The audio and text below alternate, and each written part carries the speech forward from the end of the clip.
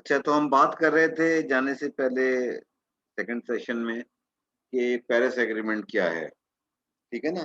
इसका ताल्लुक जो है सिर्फ़ और सिर्फ़ ग्रीन हाउस इमिशन से, कार्बन डाइऑक्साइड से, और जो हमने डिस्कस कर लिया कि क्या हुआ है।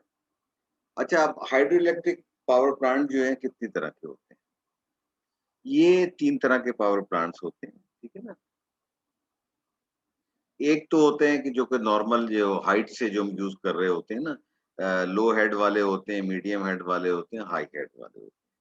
फिर एक जो होता है run of the river plant होते हैं जो कि लो हेड होते हैं। अभी आपको आगे आपको मैं तस्वीरें दिखाता हूँ, उनका एक बेस लोड होता है, वो आपको मिलता रहता है, हमेशा मिलता रहता है। मीडियम हेड वाले जो होते हैं ये पीक लोड के ऊपर जब आपके पास होता है उस वक़्त देते हैं, और रिजर्वायर प्लांट जो होते हैं, ये स्टोरेज प्लांट होते हैं जो कि लोड को आपको आगे-पीछे आप करते रहते हैं। कभी-कभी हमारे जैसे मुल्कों में ये होता है कि हमें पानी चूँकि फसलों के लिए भी चाहिए होता है, तो हम बिजली कम बनाते हैं और रोक के रखते हैं कि जी, क्योंकि हमारे यहाँ पानी में चारों सूबों का एक हिस्सा मुकर्रर है। तो एक इरसा हमारे यहाँ एक डिपार्टमेंट है, इंडस रिवर सिस्टम, उसमें हर सूबे का एक नुमाइंदा होता है, वो बैठ के फैसला करते हैं, किस वक़्त उसको खोलना चाहिए। तो ये 3 तरह के प्लांट्स होते हैं, लो हेड, मीडियम हेड और हाई हेड। अब हाई हेड पावर प्लांट का प्रिंसिपल क्या है? देखिए, ये सिंपल आपको तस्वीर नज़र आ रही है, इससे ज़्यादा साफ तस्वीर कोई हो नहीं सकती। रिज़र्वायर है, रिज़र्वायर के अंदर से आप इनटेक करते हैं, ठीक है ना? ये टनल, ये पेन स्टॉक होता है, वो जाता है और आप देखें टरबाइन को टकराता है। टरबाइन टरबाइन को टकराता है, टरबाइन को घुमाता है, टरबाइन के ब्लेड्स को घुमाता है। टरबाइन के ब्लेड्स का कनेक्शन है जनरेटर के साथ।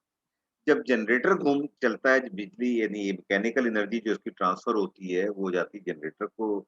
जनरेटर उसको इलेक्ट्रिकल एनर्जी में कन्वर्ट कर देता है, और ये लॉन्ग डिस्टेंस पावर लाइन जो होती है पावर प्लांट के साथ, और एक्स्ट्रा वाटर जो होता है वो दरिया के अंदर चला जाता है। अगर किसी को इस तस्वीर को समझने में कोई प्रॉब्लम है तो मुझे पूछ ले। इससे सिंपल डायग्राम मुझे ढूँढने से मिली नहीं।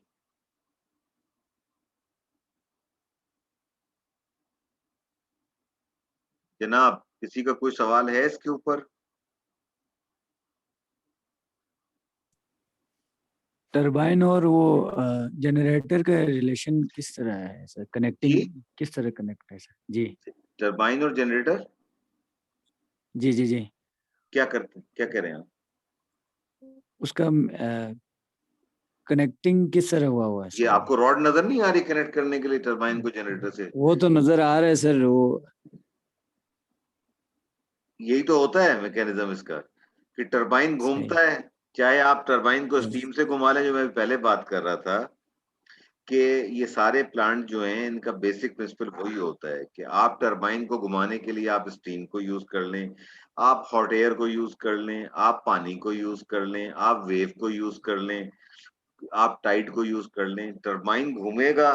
टरबाइन घूम के मैकेनिकल एनर्जी जो है, इसकी पोटेंशियल एनर्जी को कन्वर्ट करेगा मैकेनिकल एनर्जी में। मैकेनिकल एनर्जी जनरेटर में जाके इलेक्ट्रिकल एनर्जी में कन्वर्ट हो जाती है, और वो फिर पावर हाउस को चली जाती है, पावर हाउस से आगे डिस्ट्रीब्यूट होके।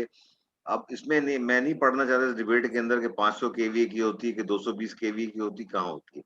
बेसिक प्रिंसिपल ये है कि लेफ्ट हैंड साइड के ऊपर आपके पास एक रिजर्वायर है, उससे आप चाहें तो बंद कर दें इनटेक, चाहे तो आप गेट खोल के टनल के जरिए आप उसको टरबाइन को देते हैं, टरबाइन घूमता है।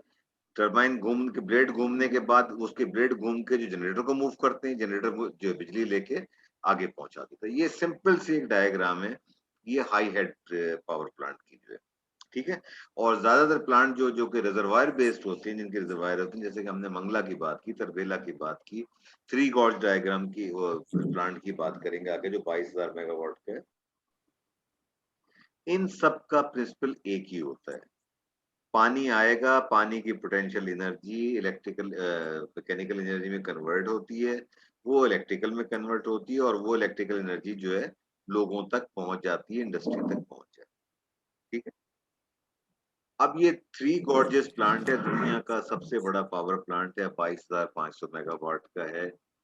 चाइना ने लगाया है, इसके ऊपर दुनिया में बड़े एतराजात हैं। इसका जो रिजर्वायर है 600 किलोमीटर, जरा तसव्वुर कीजिए कितनी जगह होती है 600। कराची से हैदराबाद जाए ना तो 160 किलोमीटर है। यहाँ से आप सक्कर चले जाएं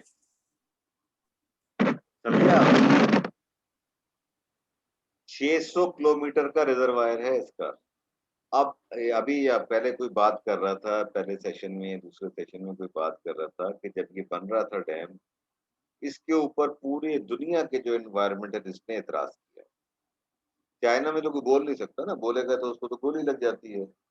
दुनिया के एनवायरमेंटलिस्ट ने एतराज किया कि जी इतना बड़ा डैम बनाने से आपकी जो वेजिटेशन डिस्ट्रॉय होगी, 600 किलोमीटर के अंदर जो सॉइल का इम्पैक्ट आएगा, जो ग्रीनरी पे इम्पैक्ट आएगा, जो वहाँ पे वाइल्ड लाइफ है उस पे इम्पैक्ट आएगा, जो पौधों पे इम्पैक्ट आएगा, पौधों की भी स्पीशीज होती है ना मुख्तलिफ, वो सारे आप तबाह कर रहे हैं। लेकिन चाइना ने कहा भैया हमें इंडस्ट्रियल ग्रोथ करनी है, अपने चक्करों में मत पड़ो, जाओ अपना काम करो। उन्होंने ये डैम बना लिया। अब ये डैम तो बन गया है, 22,500 मेगावाट का ये डैम बना हुआ है और ये चल रहा है, बिजली पैदा कर रहा है, लेकिन साथ-साथ चाइना की रिक्वायरमेंट जो है और दूसरे तरीकों से भी पूरी हो रही है। China one of the largest producer, मेरे ख्याल से कोई 50,000 मेगावाट से ज़्यादा है, मैं सही नंबर मुझे याद नहीं आ रहा। जब मैं आपके साथ प्रेज़ेंटेशन करूँगा, डिस्कस करूँगा, वो विंड से ले रहे हैं, न्यूक्लियर से ले रहे हैं, कोल से ले रहे हैं, हज़ारों मेगावाट, लाखों मेगावाट जो कोल से ले रहे हैं। लेकिन अब जो मैंने पिछली दफ़ा आपको बताया था कि हेल्थ इम्पैक्ट जो उनकी पॉपुलेशन पे आ रहे हैं, तो वो रफ्ता-रफ्ता अपनी कोल की एनर्जी को कम करते चले जा रहे हैं। तो ये दुनिया का लार्जेस्ट है। अब इसके डिज़ाइन में हम नहीं पढ़ सकते, ज़ाहिर है कि ये तो पावर इंजीनियर्स का सब्जेक्ट है, लेकिन एक कॉन्सेप्ट के लिए कि इतने बड़े-बड़े प्लांट भी मौजूद हैं, ठीक है? अच्छा, लो हेड वाटर डैम्स क्या होते हैं? लो हेड वाटर डैम्स ये होते हैं कि दरिया है, दरिया बह रहा है, ठीक है ना? आपने उसके दरमियान एक रुकावट खड़ी करके और जो है आपने एक डैम बना दिया है। आप इसके लिए कोई रिजर्वायर क्रिएट नहीं करते, दरिया में पानी आ रहा है, एक साइड से वो पार्शियली ब्लॉक करते हैं, वाटर वे क्रिएट होता है, बैकअप वाटर बनता है, वो डैम के ऊपर से आता है, जो आप दी उसकी रुकावट खड़ी करते हैं, उसके ऊपर से आता है। जब वो वॉल को पहुँचता है, ऊपर से ड्रॉप होता है, कभी ये 6 इंच से लेके 25 फीट तक की ड्रॉप उसको देते हैं, जो हम बनाते हैं। अगर आप नॉर्दर्न एरियाज़ में जाएँ, तो आपको गिलगित में ये जो मुख्तलिफ इनके छोटे-छोटे दरिया हैं, वहाँ पे आपको इस तरह के डैम बहुत मिलेंगे कि जो 1 मेगावाट के, 1.5 मेगावाट के जो डैम बनाए गए हैं, जब दरियाओं में पानी होता है, बना के घरों को बिजली दे रहे होते हैं और उन्होंने रेट फिक्स किया हुआ है, कितनी बिजली जला लो तुम, तुमसे हम ₹150 महीना बिजली का बिल लेंगे। तो ये लो हेड कहलाते हैं कि 6 इंच का भी हेड होता है और 25 फीट का भी हेड होता है। ठीक है? दुनिया में ये लाखों बने हुए हैं। ये जनाब और ये छोटी इंडस्ट्री को चलाने के लिए, जैसे कि मैंने आपको गिलगित बिल्तिस्तान की मिसाल दी, वहाँ पे मैंने खुद अपनी आँखों से 10-12 ये इस तरह के देखे हैं। जब आप जा रहे होते हैं मुख्तलिफ वैलीज़ के अंदर, वहाँ पे आपको, अगर आप नलतर वैली जाएँ तो वहाँ पे आपको नज़र आते हैं और दूसरे जो है, ये हाइड्रो पावर आपको दे रहे होते हैं। अच्छा, ये हाइड्रो पावर फिर ज़ाहिर है कि इरिगेशन के लिए भी इस्तेमाल हो जाती है, जो पानी जो होता है, ये होते हैं। अब आप ये देखिए, एक रुकावट है, उस रुकावट से पानी गिर रहा है और पानी से जो है वो बिजली बन रही है। और आगे आपको दूसरी तस्वीर में नहीं, सॉरी, ये हाँ। ये जो है एक उन्होंने क्रिएट कर दी है। इसकी और भी बहुत सारी तस्वीरें मेरे पास पड़ी थी, मैंने डाली नहीं है प्रेज़ेंटेशन के अंदर। तो ये जो है तरीकाकार होता है, जिससे कि लो हेड वाटर डैम्स होते हैं, ठीक है? मीडियम हेड भी इसी में ले लें, अगर उसकी हाइट जो है 25-30 फीट की होगी, तो मीडियम हेड कराएगा, और लो हेड जो है, इसमें दरिया का पानी स्टोर नहीं होता। ये अपने कंटीन्यूअस फ्लो में चल रहा होता है, साथ-साथ बिजली पैदा करके हमें दे रहा होता है। अच्छा, ये ब वही अगेन वही बात है कि जब दरिया के अंदर पानी नहीं होगा, तो ज़ाहिर है बिजली की क्वांटिटी भी ड्रॉप हो जाएगी इसके अंदर, पानी ज़्यादा होगा, ज़्यादा बिजली बनेगी। तो ये लो हेड वाटर डैम्स की एक मिसाल है। अब आ जाइए कि लो हेड वाटर डैम। अच्छा, ये स्ट्रक्चर जो होता है ना कि एक यानी दरिया का किनारा है ना, 2 किनारे होते हैं ना, एक लेफ्ट पे, एक राइट के ऊपर है। तो आप एक किनारे से लेके दूसरे किनारे तक पूरा इसको बंद करते हैं। उसको जब आप बंद कर देंगे, दोनों किनारों को बंद कर देते हैं, तो वो फिर पानी जो आ रहा होता है वो रुकता है। वो जो दीवार आपने खड़ी की है उसके ब्लॉक होना शुरू हो जाता है। जब उस दीवार तक वो रीच कर जाता है, ऊपर से क्रॉस करके वो पानी गिरता है और गिरने के बाद फिर वही टरबाइन, वही जनरेटर, वही सारी चीज़ें जो हैं ये चल रहे होते हैं। Hydro power plant. ठीक है। अच्छा, अब आ जाइए कि हाइड्रो इलेक्ट्रिक के डिसएडवांटेज क्या है। एडवांटेज तो हमने कितने देख लिए। एडवांटेजेस क्या हैं जो बार बार हम बात कर रहे हैं? क्लीन है, जीरो इमिशन है, कैपिटल इंटेंसिव है, एक दफा लग गया तो 50 साल तक आपको, 70 साल तक, 100 साल तक आपको काम दे सकता है। थोड़ा आपको मेंटेनेंस कॉस्ट होती है, इसके जो रिजर्वायर हैं, रन ऑफ द मिल में तो वो भी इशू नहीं होता आपका। जो रिजर्वायर वाले बड़े वाले आपके प्लांट हैं, उनके रिजर्वायर की क्लीनिंग की आपको जरूरत पड़ती है, ड्रेजिंग की आपको जरूरत पड़ती है, वो आप सारी चीजें कर रहे होते हैं। ठीक है। दुनिया का जो बड़ा प्लांट है, जो जैसे कि मैंने आपको बताया कि उसका रिजर्वायर जो है 600 किलोमीटर में फैला हुआ है। अब उसने जो एनवायरमेंटल डैमेज किया है, ये तो अल्लाह जानता है, चाइना वालों को पता है कि उसने क्या कितना डैमेज किया है। लेकिन बहरहाल उन्होंने किया कितने दरख्त जो है जो कि कार्बन डाइऑक्साइड को एलिमिनेट कर रहे थे, आपने एक तरह तो ज़ीरो कार्बन कर दिया, यानी हाइड्रो इलेक्ट्रिक करके, लेकिन साथ-साथ आपने दूसरी तरफ नुकसान क्या पहुँचाया है कि वो दरख्त जो कि कार्बन डाइऑक्साइड आपके दूसरे प्लांट से, दूसरे इंडस्ट्री से आ रही थी, वो आपने हज़ारों लाखों दरख्त कर दिए। अभी जैसे कि हमारे यहाँ हुआ है ना, मैं पढ़ रहा था 1 डेढ़ महीना पहले कि मुल्तान में डीएचए बनाने के लिए आमों के बागों को काट दिया गया है, जो कि पता नहीं कितने-कितने पुराने आमों के बाग थे। अब आर्मी अफ़सर के बंगले बनाने के लिए, प्राइवेट लोगों के बंगले बनाने के लिए आप दरख्तों को काट के अगर वहाँ आबादी बना रहे हैं, तो ये एक ऐसी चीज़ है जिसके ऊपर आदमी अफ़सोस ही कर सकता है और तो कुछ नहीं कर सकता। मैं और आप उसको रोकने की पोज़ीशन में तो बहरहाल नहीं है ना, लेकिन हम इस चीज़ के ऊपर अफ़सोस कर सकते हैं और कंडेम कर सकते हैं कि ये नहीं होना चाहिए, हमें अपने प्लान ऐसे करने चाहिए कि आबादी इस तरह ऐसी जगह पे बनाएँ कि जहाँ दरख्तों को नुकसान ना पहुँचे, बल्कि हमें दरख्त लगाने चाहिए। ठीक है। अब जो वेजिटेशन जो कार्बन अफ़सोस ही कर डाइऑक्साइड सकते हैं सर अब्ज़ॉर्ब कर रहे थे, वो आपने खत्म कर दी ग्रीन हाउस इफ़ेक्ट के अंदर। बजाय इसके कि आप कमी लाते, आपने इज़ाफ़ा कर दिया। अच्छा, अब अगर जैसे अभी बात की थी, जमील साहब ने बात की थी कि इतना बड़ा डैम आपने बना लिया है, 600 किलोमीटर के एरिया में उसका वो है। अब अगर खुदा ना ख़ास्ता कोई अर्थक्वेक आ जाए, कोई ऐसी नेचुरल कैलेमिटी आ जाए जिससे कि ये डिस्ट्रॉय हो जाए, कोई जियोलॉजिकल चेंजेज़ आ जाएँ, कोई कोई ऐसी चीज़ हो जाए, तो वो जो उसका इम्पैक्ट होगा, वो उसका तसव्वुर भी आप तबाही का तसव्वुर भी आप नहीं कर सकते, कितनी बड़ी तबाही। ठीक है ना? तो ये बड़े डैम्स के साथ एक ये बहरहाल एक ये रिस्क होता है और जिसको कि हमें देना पड़ेगा, उस रिस्क को हमें किया हुआ है। अब तो सिर्फ यही दुआ हो सकती है कि ये ना हो। ठीक है? अच्छा, जितने भी बड़े-बड़े आप लगा लें, तो इनका जो इम्पैक्ट है ग्रीन हाउस के ऊपर ना, ये जो कम करेंगे इसको, वो सिर्फ 10% से ग्रीन हाउस को करेंगे कम। यानी अगर ये जो आपने 22,000 मेगावाट का लगाया है पावर प्लांट और कोल पावर प्लांट भी 22,000 मेगावाट का है, जो वो ग्रीन हाउस को दे रहा है, क्योंकि आपने जो वेजिटेशन तबाह की है, जो सब कुछ किया है, उसकी वजह से ओवरऑल आप इम्पैक्ट अचीव नहीं कर पा रहे हैं, जो कि आपको करना चाहिए। तो ये था भाई मेरा आज का लेक्चर। मैं इसको खत्म कर रहा हूँ यहाँ पे। अगर आपके अब कोई सवाल है तो मुझसे पूछ लीजिए, क्योंकि मुझे तो आपने एग्जॉस्ट कर दिया है। 7 बजे से लेके अब तक मैं थक गया हूँ बहुत ज्यादा। ठीक है। नेक्स्ट टाइम मैं आपके साथ 2 चीजें करूंगा, न्यूक्लियर एनर्जी और सोलर एनर्जी। कोशिश करूंगा कि दोनों खत्म हो जाएं उसके अंदर।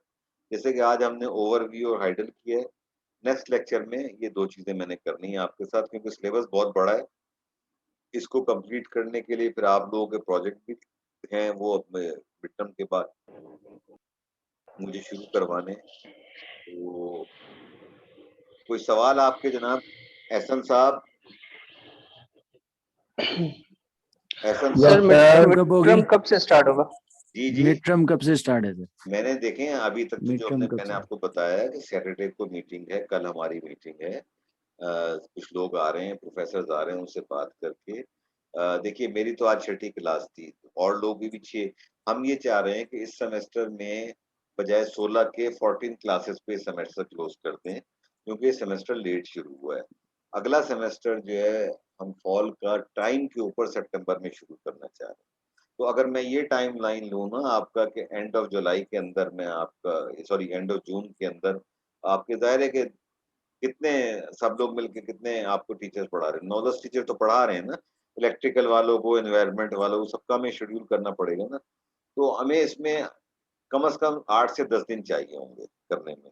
ये कंप्लीट करने के बाद फिर हमें 6 क्लासें और करनी है और फिर फाइनल करना है। तो ये जा रहा है मिड अगस्त, एंड अगस्त के अंदर जा रहा है। बीच में ईद भी आ रही है, बकरीद भी आ रही है बीच के अंदर ना, अगस्त के अंदर, जुलाई के अंदर ही आ रही है शायद, शायद। हाँ, एंड ऑफ जी जुलाई, सर, 23 को है सर। एंड ऑफ जुलाई में ईद आ रही है। तो हम चाह रहे हैं कि 12 लेक्चर्स कम से कम आपके हो जाएँ। एक मिड टर्म और एक फाइनल टर्म मिला के ये हो जाएँगे 14 लेक्चर। इस पे हम, ये मिनिमम रिक्वायरमेंट है। इस पे हम ये सेमेस्टर खत्म कर लें और उसके बाद जो है फिर आपका जो है अगला सेमेस्टर जो है हम टाइम पे सितंबर में शुरू कर दें।